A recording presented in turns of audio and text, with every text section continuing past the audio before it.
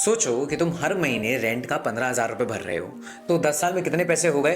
18 लाख रुपए। पर फायदा क्या है 18 लाख रुपए भरने का? घर तो आपका फिर भी नहीं हुआ। तो क्या हमें रेंट पर नहीं रहना चाहिए?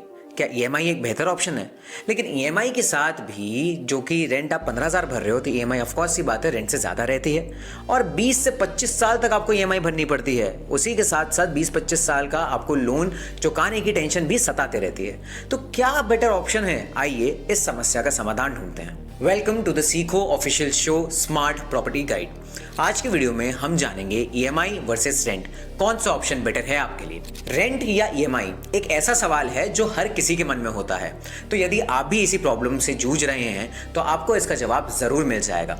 तो आइए आपके बजट, लाइफस्टाइल और फ्यूचर प्लान्स को अकाउंट में लेकर ये जानते हैं कि आपके लिए कौन सा ज्यादा बेहतर रहेगा, रेंट पर मकान लेना या ईएमआई पर। सबसे पहले बात करते हैं रेंट के फायदों के बारे में। अगर आप रेंट पर एक घर लेते हैं तो आपको उसमें मेंटेनेंस या प्रॉपर्टी टैक्स की कोई टेंशन नहीं होती है, क्योंकि ये आपको नहीं देना पड़ता है। दूसरा, अगर आप एक जॉब में हैं एंड आपको बार बार अपनी लोकेशन चेंज करनी पड़ती है तो आपके लिए रेंट पर मकान लेने से बेहतर कोई और ऑप्शन ही नहीं है, क्योंकि बार बार मकान को बेचने की टेंशन आपको नहीं सताएगी। तीसरा, रेंट नॉर्मली ईएमआई से सस्ता ही होता है और साथ ही में ईएमआई यानी कि एक लोन चुकाने की टेंशन भी अपने सर से खत्म हो जाती है। पर रेंट के कुछ नुकसान भी होते हैं, तो आइए वो भी देख लेते हैं। रेंट भरने के बाद भी आपका घर आपका नहीं होता है। रेंट हर 11 महीने में 10% या उससे अधिक बढ़ता ही है।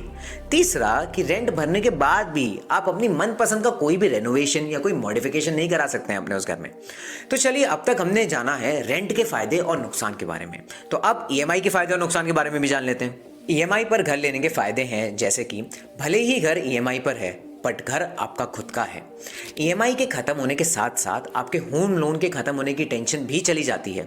और तीसरा यही कि अगर आप फ्यूचर में अपने घर को बेचें और अगर उस प्रॉपर्टी के रेट्स बढ़ें तो आपको काफी ज्यादा मुनाफा भी हो सकता है। पर ईएमआई के फायदों के साथ साथ कुछ नुकसान भी हैं जिनको अनदेखा बिल्कुल नहीं किया जा सकता है। ईएमआई का सबसे बड़ा नुकसान ये है कि जब तक आपको ईएमआई चुकानी है तब तक आपके सर पर होम लोन चुकाने की टेंशन सताती रहेगी। दूसरा, ईएमआई के साथ बहुत सारे बड़े बड़े खर्चे होते हैं जैसे कि डाउन पेमेंट, रजिस्ट्री और हर महीने ईएमआई के साथ साथ आपको घर का मेंटेनेंस भी तो कराना होता है। और अगर आपकी जॉब स्थिर नहीं है या आपकी इनकम एक फिक्स नहीं है तो ईएमआई भरने का टेंशन आपको बहुत ज्यादा ही परेशान कर सकता है। तो अब समस्या वही है कि ईएमआई बेटर है या रेंट।